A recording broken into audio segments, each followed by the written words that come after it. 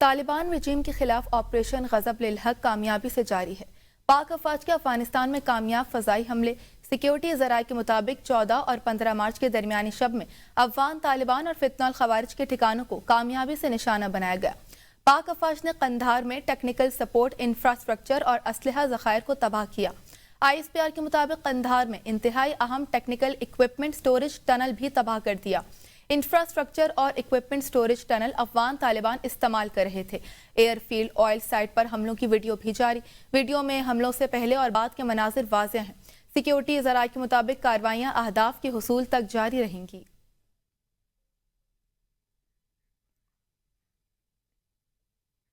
افغانستان کے اندر دہشت گردوں کے ٹھکانوں کے خلاف اہداف جائز ہیں۔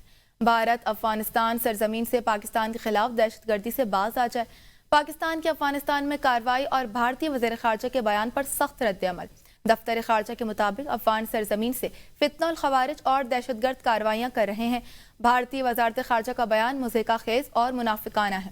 دہشت گردوں کی بھارت کی جانب سے سرپرستی اور معاونت سب پر عیاں ہے۔ شرمناک ریکارڈ کے ساتھ بھارت کو اس طرح کے بیانات کا کوئی حق نہیں۔ دفتر خارجہ نے مزید کہا کہ بھارت افغانستان سمیت خطے میں تخریبی کردار ادا کر رہا ہے۔ پاکستان اپنے شہریوں کے تحفظ کے لیے پرعزم ہے۔ افغانستان کی سیاسی قیادت نے پاکستان کے ساتھ کشیدگی کا ذمہ دار افغان طالبان کو ٹھہرا دیا۔ طالبان رجیم کے جارحانہ اقدامات اور دہشت گردوں کی پشت پناہی کے خلاف افغانستان کے اندر سے آوازیں اٹھنے لگیں۔ طالبان رجیم نہ صرف عالمی سطح پر اپنی ساکھ کھو چکی ہے بلکہ اب اسے داخلی سطح پر بھی شدید مزاحمت کا سامنا ہے۔ افغانستان انٹرنیشنل کے مطابق نیشنل ریزیڈنٹ فرنٹ کے رہنما احمد مسعود کا کہنا ہے کہ پاکستان کی حالیہ فضائی کارروائیاں طالبان رجیم کی غیر ذمہ دارانہ پالیسیوں اور دہشت گردوں کی حمایت کا نتیجہ ہیں۔ طالبان نے القاعدہ، فتنہ الخوارج اور دیگر دہشت گرد تنظیموں کو پناہ دے کر ایسے حالات پیدا کیے۔ طالبان رجیم داخلی اور عالمی سطح پر اپنی قانونی حیثیت کھو چکی ہے اور اس نے عوام کو سیاسی نظام سے باہر رکھا ہوا ہے۔ افغان سیاسی رہنما محمد محقق کا کہنا ہے کہ عوام امید کا دامن نہ چھوڑیں اور ملک میں بڑی تبدیلی کے لیے تیار رہیں۔ محمد محقق نے افغانستان میں ہزارہ برادری پر ہونے والے مظالم کا ذکر کرتے ہوئے کہا کہ افغانستان میں ہزارہ ہونا کوئی جرم نہیں، نسلی بنیادوں پر نشانہ بنانے کا سلسلہ بند ہونا چاہیے۔ ماہرین کے مطابق رجیم کی جارحانہ پالیسیوں پر نہ صرف عالمی سطح پر بلکہ افغان معاشرے کے مختلف حلقوں پر بھی سوالات اور تنقید بڑھتی جا رہی ہے۔ طالبان رجیم کی غیر ذمہ دارانہ طرز حکمرانی اور دہشت گرد گروہوں کی مسلسل سرپرستی نے افغانستان کو عالمی تنہائی میں دھکیل دیا ہے۔ اسلام آباد میں وزارت اطلاعات و نشریات نے افغان طالبان کے وزارت دفاع کی جانب سے کیے گئے حالیہ دعووں کو جھوٹا اور من گھڑت قرار دیتے ہوئے سختی سے مسترد کر دیا۔ وزارت اطلاعات کے مطابق افغان طالبان کی جانب سے پاکستانی چوکیوں پر قبضے اور سیکیورٹی فورسز کو نقصان پہنچانے کے دعوے گمراہ کن اور بے بنیاد ہیں۔ وزارت کے مطابق افغان طالبان اور فتنہ الخوارج کو ہونے والے نقصانات کی تفصیلات بھی مسلسل جاری کی جا رہی ہیں اور اس حوالے سے ویڈیو اور تصویری شواہد بھی میڈیا کے ساتھ شیئر کیے جا رہے ہیں۔ طالبان ذرائع کے دعووں کے حق میں کوئی قابل اعتماد اور قابل تصدیق ثبوت موجود نہیں۔ وزارت اطلاعات نے مزید کہا کہ بھارتی میڈیا اور بعض سوشل میڈیا نیٹ ورکس دہشت گردوں کے بیانیے کو بڑھا چڑھا کر پیش کر رہے ہیں۔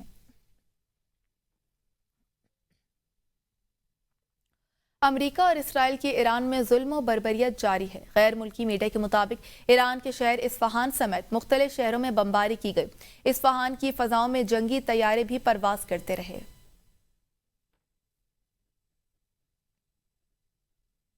ایران کی امریکہ اور اسرائیلی جارحیت کے خلاف مزاحمت جاری ہے۔ ایران نے اسرائیل پر میزائلوں کی بارش کر دی۔ ہولند شہر دھماکوں کی آوازوں سے گونج اٹھا۔ غیر ملکی میڈیا کے مطابق ایرانی حکام نے دعویٰ کیا ہے کہ کویت اور عراق میں امریکی فوجی اڈوں کو بھی مؤثر انداز میں نشانہ بنایا گیا ہے، تاہم اب تک کسی جانی نقصان کی اطلاعات نہیں ہیں۔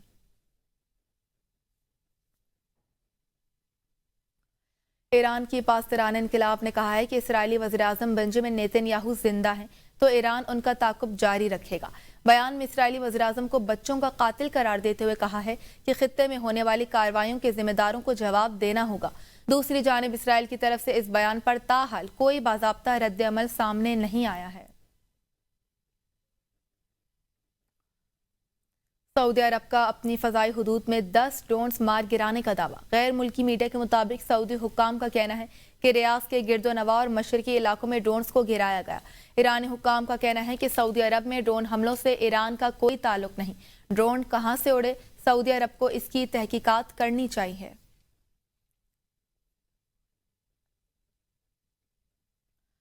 ایران کی خاتم النبیہ ہیڈ کوارٹر کی جانب سے امریکہ اور اسرائیل پر ایرانی شاہد ڈرونز کی نقل تیار کرنے کا سنگین الزام عائد کیا گیا ہے۔ ایرانی فوجی حکام کے مطابق امریکہ اور اسرائیل مبینہ طور پر خطے میں بعض اہداف پر حملوں کے لیے لوکاسٹ ڈرون استعمال کر رہے ہیں جو ایران کے شاہد ڈرونز ڈیزائن کی نقل ہے۔ ایران کا کہنا ہے کہ ان حملوں کے بعد ذمہ دار تہران پر عائد کرنے کی کوشش کی جاتی ہے۔ ایرانی حکام نے اس عمل کو خطے میں کشیدگی بڑھانے کی سازش قرار دیا ہے، جبکہ اس الزام پر امریکہ اور اسرائیل کی جانب سے تاحال کوئی باضابطہ رد عمل سامنے نہیں آیا ہے۔ ایران اور اسرائیل کی ممکنہ جنگ سے عالمی معیشت پر سنگین خطرات پڑ سکتے ہیں۔ برطانوی جریدے کی پیشن گوئی سچ ثابت ہو گئی۔ دی اکانومسٹ نے مارچ 2026 کی اشاعت میں لکھا تھا کہ اگر ایران اور اسرائیل کے درمیان جنگ شدت اختیار کر گئی اور ایران ابنائے ہرمز کو بند کر دے تو عالمی منڈی میں تیل کی قیمتیں $200 فی بیرل تک پہنچ سکتی ہیں۔ تیل کی قیمتوں میں اضافہ عالمی مہنگائی بڑھائے گا، سود کی شرح بلند ہوگی اور بین الاقوامی معیشت کے ساتھ بازاری کا شکار ہو سکتی ہے۔ موجودہ صورتحال میں مہنگائی میں اضافہ اور کساد بازاری کا خطرہ عالمی منڈی میں موجود ہے۔ ایرانی وزیر خارجہ عباس عراقچی نے کہا ہے کہ امریکہ اپنا ہرمز کھلوانے کے لیے دیگر ملکوں حتیٰ کہ چین سے بھیک مانگنے پر مجبور ہو چکا۔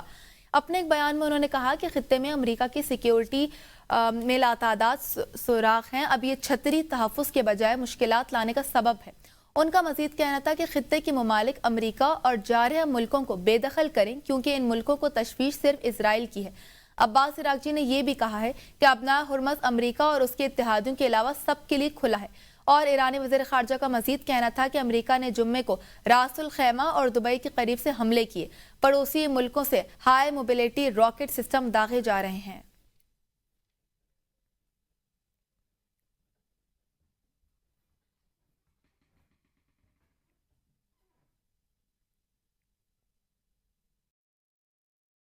کے عالمی دن پر اپنے پیغام میں کہنا تھا کہ دنیا بھر میں مسلمانوں کے خلاف نفرت اور تعصب کے خاتمے کی ضرورت ہے۔ اسلام امن، ہمدردی اور انصاف کا دین ہے۔ اسلام کو انتہا پسندی سے جوڑنا لا علمی کی عکاسی ہے۔ صدر زرداری نے کہا کہ عالمی برادری نفرت انگیز جرائم کے خلاف قانونی تحفظ مضبوط بنائے۔ اظہار رائے کی آزادی نفرت پھیلانے کے لیے استعمال ہونی چاہیے۔ مذہبی تنوع کے احترام اور بین المذاہب ہم آہنگی کو فروغ دینا ضروری ہے۔ کرائسٹ چرچ سانحہ انسانیت کی ضمیر کو جھنجھوڑنے والا واقعہ تھا۔ پاکستان اسلاموفوبیا کے خلاف عالمی فورمز پر مسلسل آواز اٹھاتا رہا ہے۔ بیرون ملک پاکستانی معاشروں کی ترقی میں اہم کردار ادا کر رہے ہیں۔ مسلمانوں کے خلاف تعصب بیرون ملک مقیم پاکستانیوں کے تحفظ کو متاثر کرتا ہے۔ پاکستان میں اقلیتوں کو مساوی حقوق اور مواقع فراہم کیے جا رہے ہیں۔ نیشنل کمیشن ہیومن رائٹس کے ایکٹ 2025 نافذ کیا جا چکا۔ اقلیتوں کے حقوق کے تحفظ کے لیے آزاد نیشنل کمیشن قائم کیا جا رہا ہے۔ عالمی برادری تعصب کے خاتمے اور مکالمے کے فروغ کے لیے مل کر کام کرے۔ مذہبی عقائد کا احترام اور مساوی قانونی تحفظ عالمی ذمہ داری ہے۔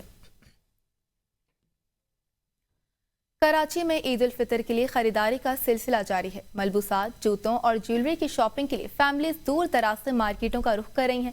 ہماری نمائندہ عابدہ خان مزید تفصیلات سے آگاہ کر رہی ہیں۔ جی بالکل، میں اس وقت جامع کلاتھ کراچی کا جو مشہور شاپنگ مال ہے، بازار ہے، وہاں پر موجود ہوں، اور اس وقت عید کی تیاری جو ہے وہ پورے جوش و خروش سے جاری ہے۔ شہریوں کی آمد کا سلسلہ یہاں پر جو ہے جاری ہے، اور سب عید کی شاپنگ کرتے ہوئے ہمیں نظر آ رہے ہیں۔ دور دور سے فیملیز جو ہیں وہ یہاں پر آئی ہوئی ہیں۔ ٹھٹھا سے فیملی یہاں پر آئی ہے جو عید کی شاپنگ کرنے کے لیے یہاں پر پہنچی ہے۔ ان سے بات کریں گے کہ اتنی دور سے یہاں پر عید کی شاپنگ کرنے کے لیے آئے ہیں، کیا کہیں گے، کیا خرید لیا، کیا ابھی باقی رہتا ہے؟